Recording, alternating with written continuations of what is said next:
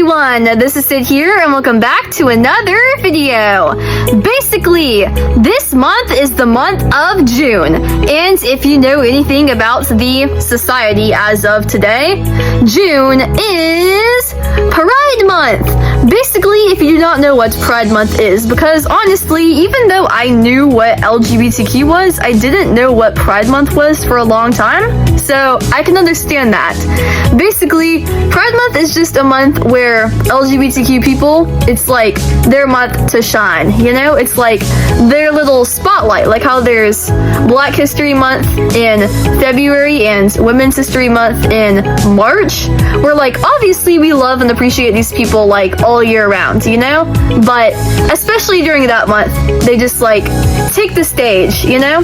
So that's basically what Pride Month is in June for LGBTQ plus people. So yeah, but lots of artists I found are members of the LGBTQ community or are supporters. I think because artists tend to be more like liberal people with like their creative mindsets and all that great stuff. But I also, because, you know, I think the spiel is important right here. Like, Sid, are you a member of the LGBTQ community? Do you support the LGBTQ community? I'll be answering both of those questions right now really quickly. First question, I personally, I don't know, to be honest, if I am like LGBTQ or not, because it's a hard question to answer, you know? Like, romantic feelings are really, really hard to deal with. Your gender identity is also really, really hard to deal with because sometimes you feel like you really love someone. Sometimes you feel like you're really not fit for the identity that was chosen for you at birth. It's really, really hard, you know? So like sometimes I don't really know. That's the best answer that I can give right now. But as for question number 2, do you support the LGBT community? I do indeed, because I personally just think like it's so stupid to be homophobic. Like, I know that sounds incredibly harsh, but like literally, let's just imagine that we have Jenny from across the street, right? Like, I literally could not care less whether Jenny likes girls or whether Jenny likes boys. Like, does Jenny's romantic attraction to people, like, does that affect me at all? No, not really. In today's world, it's just these people, man, who like think that they're above everyone else and think that their way is the only way to do things and think that like anyone who is different from them at all is just wrong. Like, that is such a stupid concept because like people being different is good, and like people having their own special and unique things is what makes our human society beautiful, you know? Because imagine like if we lived in a world where everyone had the same color skin, everyone spoke the same language, everyone practiced the same religion, and everyone like was attracted to the same type of person. Like, that would just make our human society so much more boring, you know? Because having different ethnicities, having different languages, having different religions, having different sexual attractions and stuff, like, that is what makes us as humans special and unique. I really don't understand the hate, you know? Like, if you are spending so much of your time and energy hating someone for what is really like such a small minuscule reason, then like that just shows that your time could be better spent elsewhere, you know? Instead of just hating this person, you could be doing something useful for your life. So yeah, literally like that is what I have to say about all of that. Moving on to what I'm actually drawing in this video, because I don't want to be the one person with like the 4-minute intro, even though I think that has already passed. Basically, I'm going to be drawing some of my characters from my fantasy story, and I'm going to be drawing them wearing different sweaters and stuff based on their sexual attractions and all that great stuff. So yeah, basically my lesbian characters I'm going to be drawing in like lesbian sweaters, which are just basically the sweater but with like the lesbian flag colors on it, and bisexual character with bisexual flag sweater, pansexual character with pansexual flag sweater, etc, etc. So yeah, another thing to touch base on is like some people saying, wow, Sydney, if you have your fantasy medieval story, then it's not really realistic to have characters that are LGBTQ.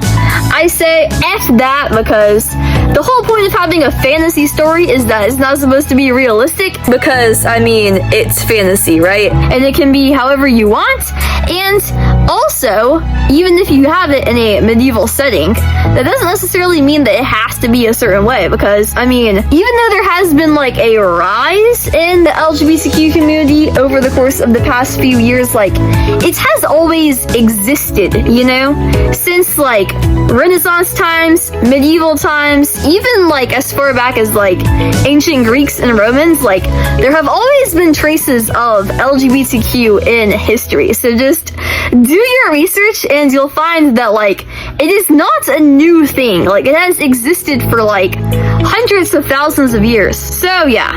Anyways, getting on to the actual video. The first picture that I'm going to be drawing today is Alyssa and Astreya. And Alyssa and Astreya are two of my characters. Basically, Alyssa is like an herbal healer. So she is like a doctor slash nurse for my fantasy society. She is very, very kind and sweet and all that great stuff. And Astreya is more of a chaos child, and she is like the astronomer person. So she studies like the stars and constellations and stuff, and she can help like navigate ships based on the stars and stuff up overhead and all that great stuff. But Alyssa and Astreya are lesbians, and they both are in love with each other and all that great stuff. At first, I was kind of hesitant to put like LGBTQ characters in my story, and I've still yet to write like an LGBTQ main character where like it's told from their point of view, because I'm just not really sure like how I would convey that, and I don't want to like misrepresent anyone in my story, you know, and like write a character the wrong way. I'm really afraid of doing that. So I want to just have most of my LGBTQ characters be like side characters for right now, you know? And maybe like once I gain more of like an understanding of how to write that type of character, I'll add them in later on. But there's also the thing, like, lots of writers say write what you know, as in like only write things that you have experienced in real life, or like that you really truly understand the depth of, you know? But if we really stuck to that logic, we would never have any fantasy stories, you know? Because none of us have ever met a dragon in real life. None of us have ever had magical powers in real life. So that would just eliminate so many options. So I think it's probably okay, even if I don't really know much about LGBTQ, to try to do research and stuff and incorporate that into my stories. But yeah, in my own personal life, I have friends and people that I really, really love and am close to who are lesbians and all of that great stuff. And honestly, two of my favorite people in the world, my theater directors. One of them is my theater director, and the other one is my like band director slash music teacher, all that great stuff. They're both like performing arts people, but they are both lesbians and they're together. And I think their relationship is just very, very like heartfelt and wholesome, you know? And I feel like they were a really big inspiration for me doing Alyssa and Astreya, because I can definitely see where like Alyssa and Astreya's personalities come out in both of them. My theater director, she's very, very like loud and boisterous and chaotic, and my band director is more on like the chill and relaxed side, you know? So I tried to incorporate that dynamic into their relationship and all that great stuff. But yeah, basically, I'm pretty sure that's all I really have to say about Alyssa and Astreya. I don't really know if there's much more to say about them, really, but yeah. The next set of characters I'm going to be drawing are Lexi and Carnelian, and these ones I know a little bit less about. Lexi I headcanoned as, well, I guess just canons in general, because I am the creator of these characters, so whatever I say goes, right? I canon them to be bisexual and pansexual. And I know a little bit less about these two, and like my understanding of them is a little bit less clear, because obviously if you're lesbian, that means that you're a girl who likes another girl, as opposed to the quote-unquote normal, which would be liking a boy. But I think if you're bisexual, that means that you like people of both genders equally. So like, if I'm a girl, which I am in real life, and I like both girls and boys, then I would be bisexual. I'm pretty sure pansexual is like relatively the same thing as bisexual, but like instead of it being like I will date both girls and boys, it's more of like I will date someone regardless of what their gender is. This is sometimes referred to as like gender blind, quote unquote, because like the gender just doesn't really matter to them, you know? Which I mean, I think is important, because people are drawn to like different things, you know? And I don't really feel like gender is as much of a factor for me, because, you know, there's certain people who are drawn to like how someone looks, like physically, how someone like acts, like people who are drawn to like kindness, people who are drawn to like smartness and like intelligence, people who are drawn to like bravery and courage. I think above all else, I'm the most drawn to like kindness, you know, because even like in my own friends and stuff, as opposed to like romantic interests and all that. But inevitably, I feel like a romantic interest is just a friend that has been taken to the next level. Because I'm a genuine believer that like if you do not like someone as a friend, you will not be competitive with them on another level, you know?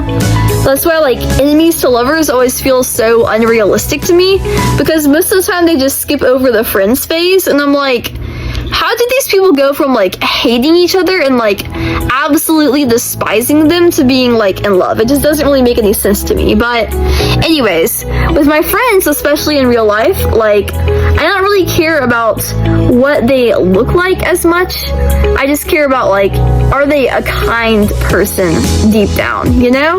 So yeah, I feel like lots of people will be like looking at people and being like, well, this person looks a certain way, like smash or pass, would you date them, kiss, kill, or marry? I'm like, I personally, I can't really judge these people unless I know like what their personality is like, because even if someone looks like not very conventionally attractive, like I can still get behind them and I can still be their friend if they are like a kind, sweet person, you know?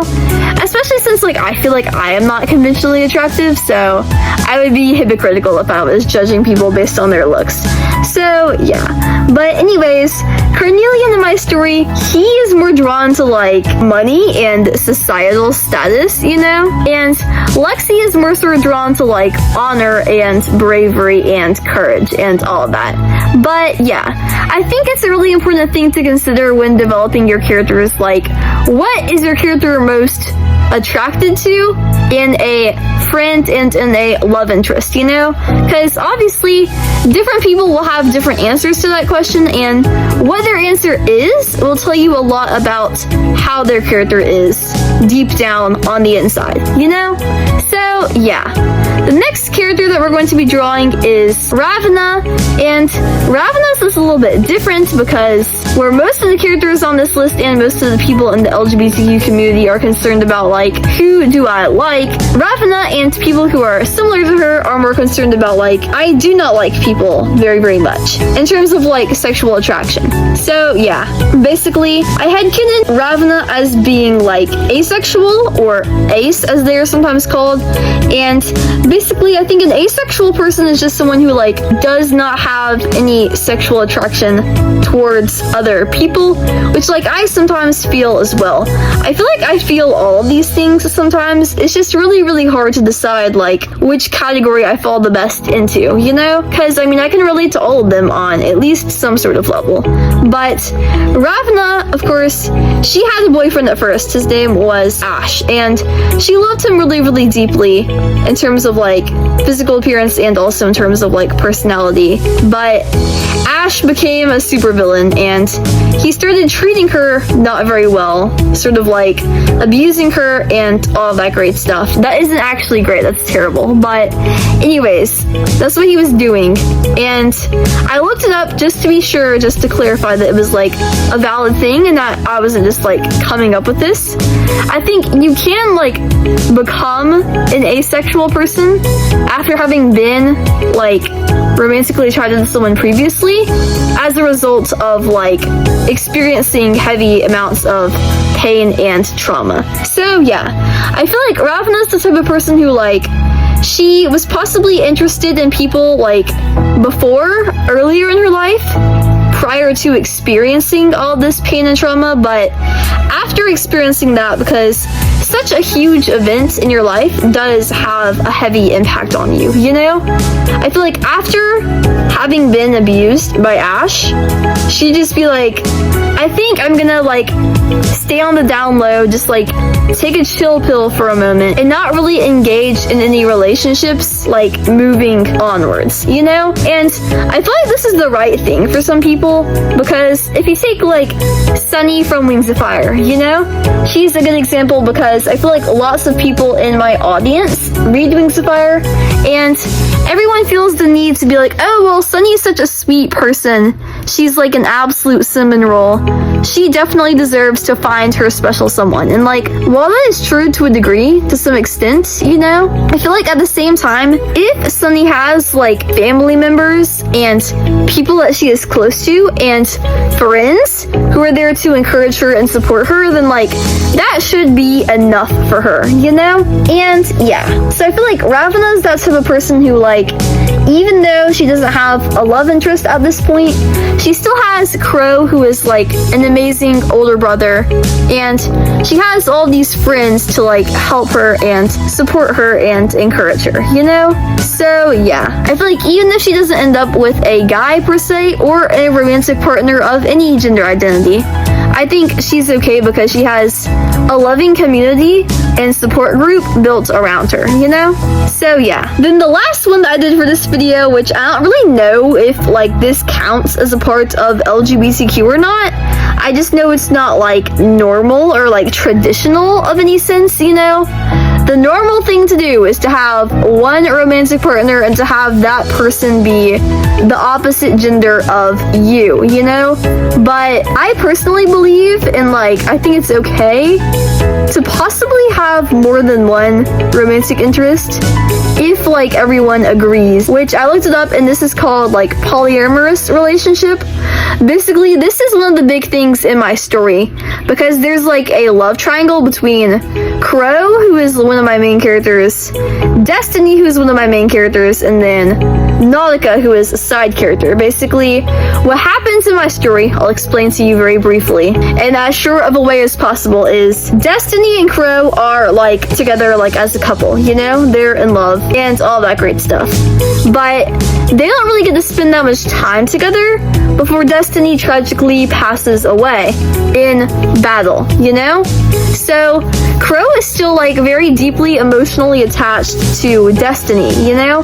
And it's really, really hard for him to let go of her, especially since he and Destiny both sort of like, they didn't have children together, but like they adopted a child together, so they did indeed have like a found family together, you know?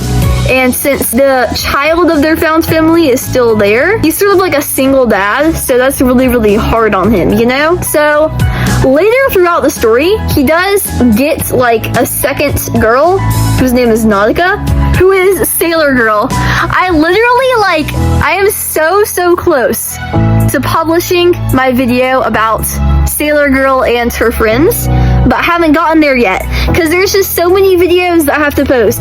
Because even though I post like literally almost every single day, I'm still so behind in terms of like long form videos, and I'm probably just gonna get even further and further behind. But like, I'm trying so hard to get all the long form videos out there because like I want to tell y'all about Sailor Girl and all of those amazing characters, but I just haven't had the time to yet. But anyways, Chro after Destiny dies, he has like the hardest time getting over her. Like, he goes through like all 5 stages of grief, you know?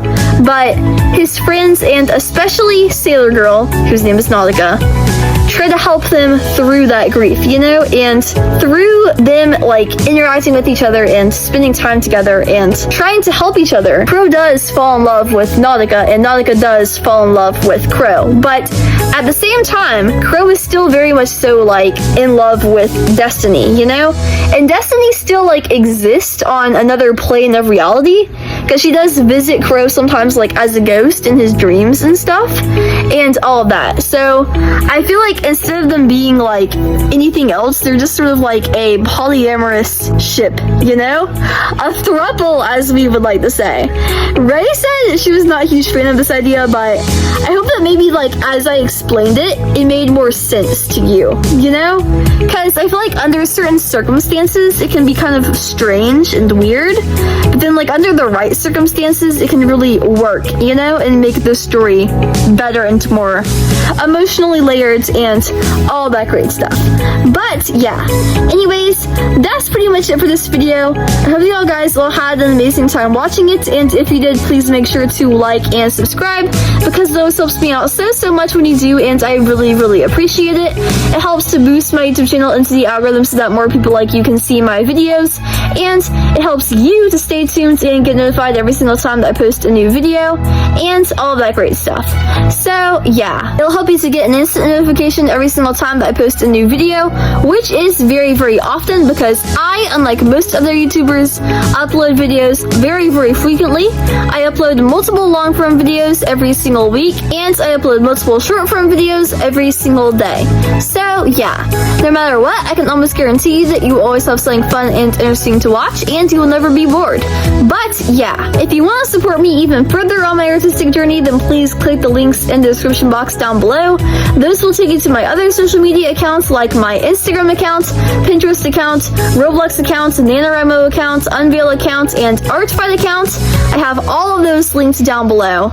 And yeah, if you want to see my food pics, and if that is more up your alley and your style, then go subscribe to my Instagram Grubs account, because there I share food pics very often, probably like once per week or something, and you can see all of my tasty foods, you know?